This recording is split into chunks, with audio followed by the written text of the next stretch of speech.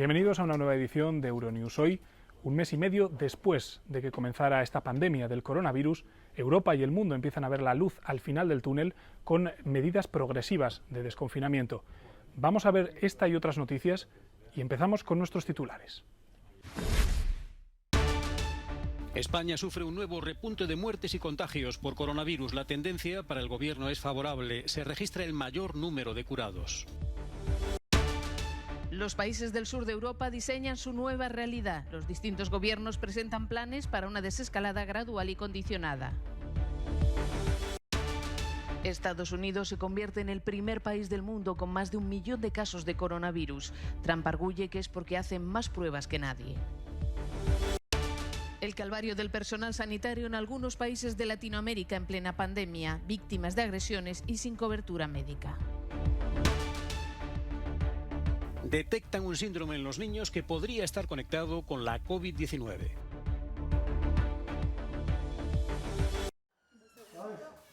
España sufre un nuevo repunte de muertes y contagios por coronavirus.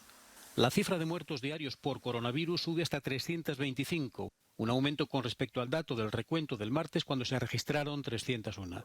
El incremento se debería a la aportación de datos con retraso por parte de una comunidad autónoma. La evolución para el responsable de Alerta Sanitaria Española es favorable y muy buena.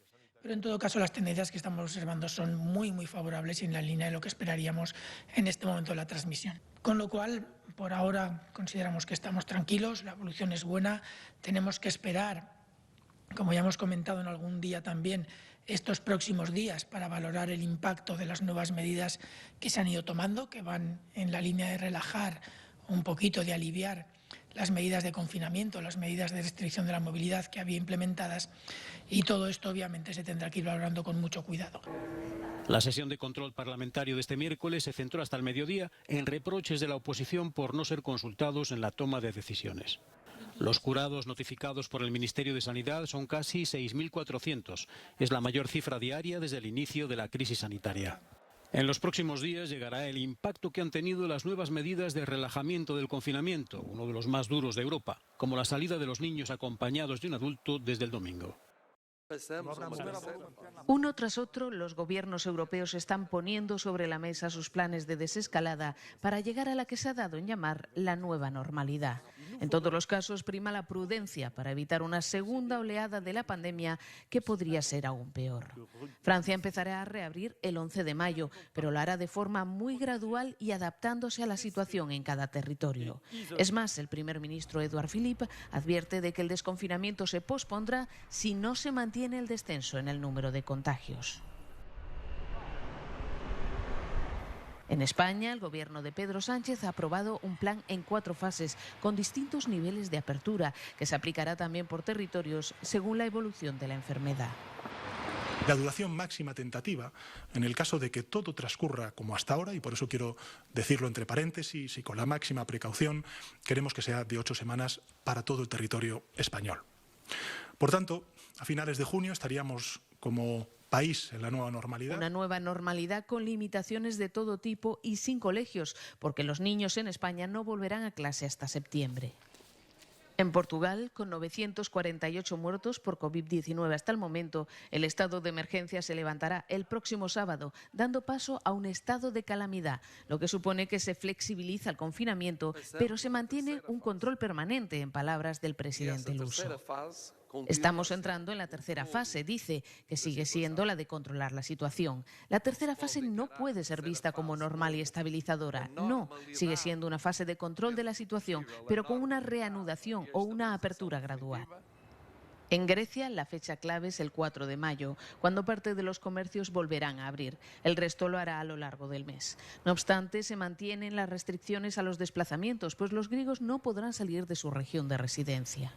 El sur de Europa observa con atención la evolución en países como Alemania, donde los comercios llevan más de una semana abiertos. No obstante, aún es demasiado pronto para saber si, pese a la reapertura, el coronavirus sigue bajo control.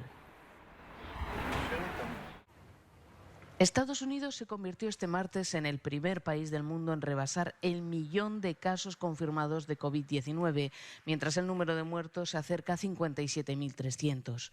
Preguntado por esa cifra de 1.000.000 de afectados, el presidente Donald Trump ha tratado de relativizar.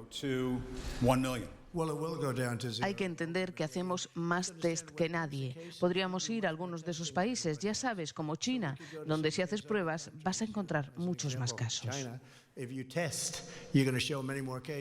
Trump también se plantea someter a test de coronavirus a los viajeros de ciertos vuelos internacionales. Por otro lado, el mandatario ha firmado un decreto ordenando a las plantas procesadoras de carne que permanezcan abiertas para mantener el suministro de alimentos, después de que una veintena de ellas cerraran al convertirse en focos de contagio, una con más de 500 casos. La polémica en Estados Unidos esta vez ha venido de la mano del vicepresidente Mike Pence, que visitó la clínica Mayo sin mascarilla, haciendo caso omiso de la petición del hospital para que la aportara. Pence se justificó diciendo que frecuentemente se hace pruebas de coronavirus y siempre han dado negativo. En Nueva York se ha rendido homenaje a los equipos sanitarios con un espectáculo aéreo. Las hospitalizaciones en el estado han caído por debajo de las 1.000 diarias. Sin embargo, en el vecino estado de Nueva Jersey se ha registrado un récord de fallecidos con 402 muertos en 24 horas.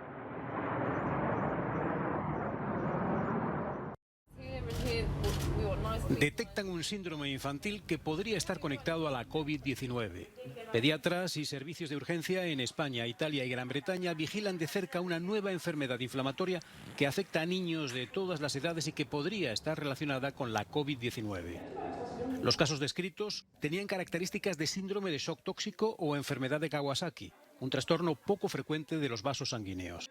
Solo algunos de los niños afectados dieron positivo para coronavirus 19. En primer lugar, es importante decir que la COVID-19 afecta muy poco a los niños. Sabemos que en todos los países del mundo tienden a no tener esta afección o si la padecen tienen muy pocos síntomas. Pero muy raramente los niños pueden ponerse muy enfermos.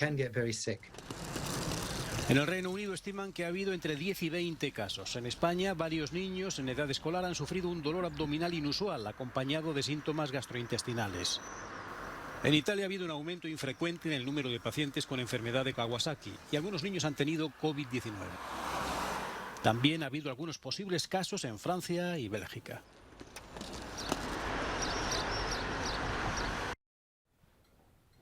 Un minuto de silencio para honrar la memoria del centenar de miembros del personal sanitario y de los servicios sociales británicos que han fallecido durante la pandemia.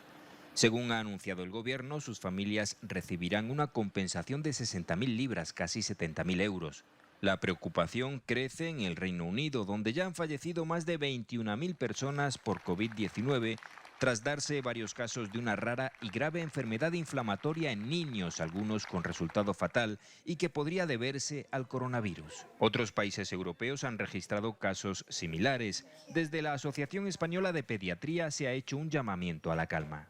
Ante la alarma que se ha generado por las noticias que se han difundido en la prensa sobre casos de shock pediátrico graves en otros países, desde la Asociación Española de Pediatría queremos transmitir un mensaje de tranquilidad a las familias. Conocemos estos casos, se ha alertado a los pediatras de atención primaria, que son la primera atención del niño y que rápidamente pueden derivarlos a los hospitales en caso necesario.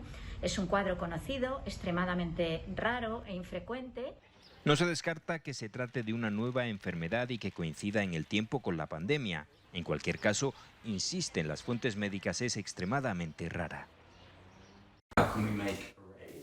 Aprendizaje en confinamiento. La sala de estar convertida en aula. Los padres tienen que hacer malabarismos con su propio trabajo enseñando a sus hijos. I love being at home. Me encanta estar en casa porque puedo descansar cuando quiero, pero echo de menos a mi profesora y a mis amigos. En la primera semana de confinamiento he pasado de madre a directora de escuela. Niños y madre hacen ejercicio todos los días. Se han organizado para poder picar entre horas. Para otros es más difícil. Carlén tiene que compartir el ordenador con sus hijos de 16 y 11 años. Si mi marido se acuesta a las 5 de la madrugada, entonces puedo trabajar desde las 5 hasta el mediodía, hasta que mi hijo mayor se despierta. Así que esto es como un rompecabezas. Mis hijos y yo nos damos cuenta de que vamos muy despacio en el trabajo, así que vamos para atrás. La vida en el hogar puede ser difícil para los niños, especialmente en este momento en que los padres podrían estar trabajando y no tener todo el tiempo que les gustaría para educar a sus hijos. Así que hay que asegurarse de que los niños reciban la educación y el apoyo suficiente y que su bienestar sea realmente de alta prioridad.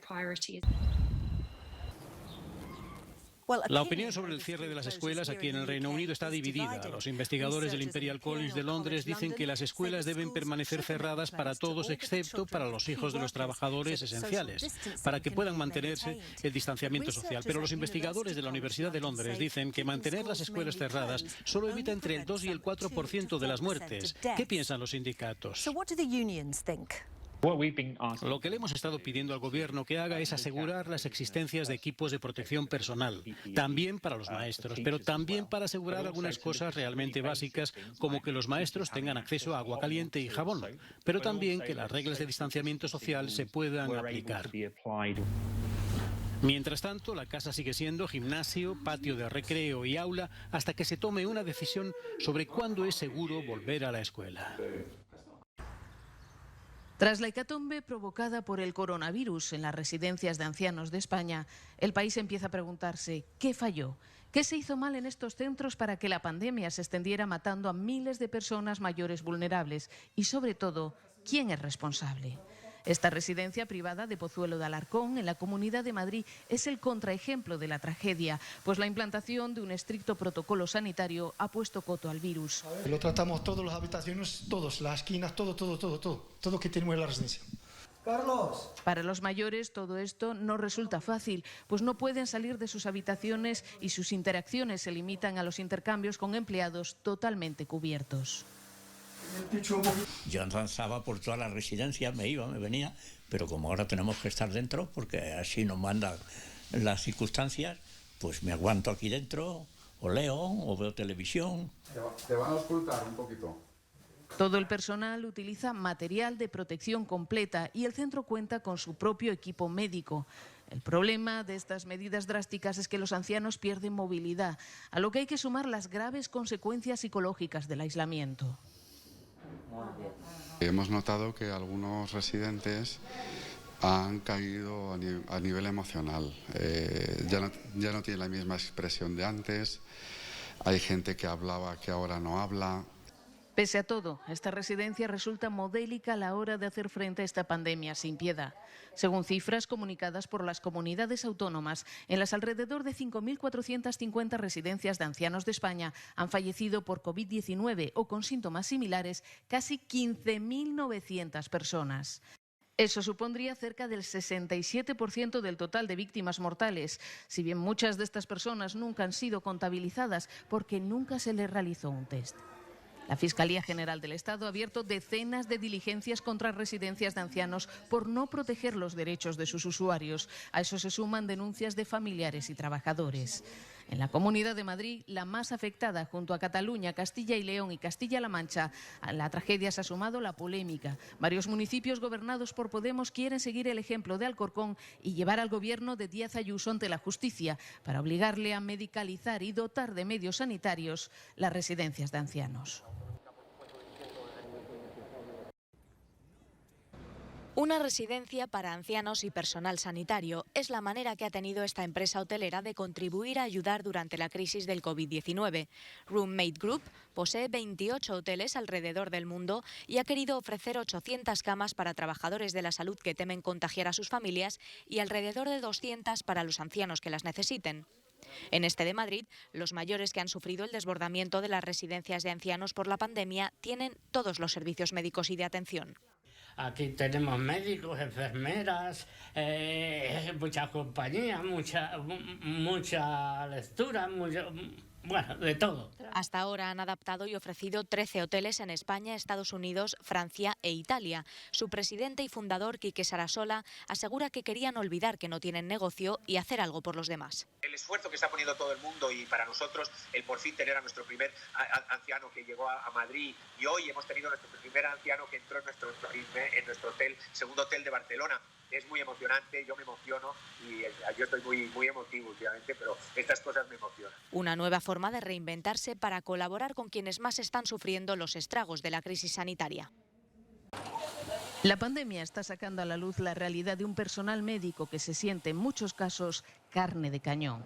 En Ecuador, uno de los países latinoamericanos más golpeados por la COVID-19, se reclutan jóvenes médicos y enfermeros y se les aloja en lugares como este hotel, el Corona Real. Aquí las medidas de precaución son extremas. Mascarillas, una sola persona por habitación y visitas prohibidas. Medidas que, sin embargo, contrastan con la situación de estos profesionales, que pese a estar expuestos en primera línea al coronavirus, no cuentan con cobertura sanitaria durante los 3 primeros meses de su contrato. Cuando uno entra por primera vez a trabajar, a laborar, y especialmente con casos de esta enfermedad que es altamente contagiosa, uno va con miedo. Entonces, yo pienso que sería algo injusto que después de los 3 meses nos digan, bueno, hasta aquí nomás. Sobre el papel, Ecuador ha registrado 24.000 casos de COVID-19 y unos 870 muertos, sobre todo en la castigada provincia de Guayas, aunque son muchos los que no se creen esas cifras. En México, los profesionales de la salud también denuncian que no cuentan con medios suficientes. Principalmente nosotros salimos porque no somos un hospital receptor y sin embargo se están recibiendo pacientes con COVID. Ya llevamos 45 compañeros contagiados. A eso se suma la violencia contra ellos por parte de personas que les perciben como fuente de contagio. En las últimas semanas han registrado decenas de agresiones contra sanitarios en el país. Algunos han sido rociados con detergentes o cloro, a otros les han impedido acceder a autobuses o comercios o se les ha amenazado de muerte. En una clínica de Los Reyes, en Michoacán, vecinos amagaron con quemar a las personas que fueran atendidas por coronavirus. En México ya han muerto debido a la pandemia alrededor de 1.570 personas y se cuentan cerca de 17.000 casos, mientras los contagios crecen de forma exponencial. En Argentina, el personal médico también grita su enfado por falta de medidas de protección. En todos los hospitales está sucediendo lo mismo. ¿Qué sucede? La falta de personal, la falta de insumos básicos y la falta de equipo de protección. El país ha superado la barrera de los 200 muertos y más de 4.100 contagiados. Preocupa especialmente la situación en las llamadas villas miseria de Buenos Aires.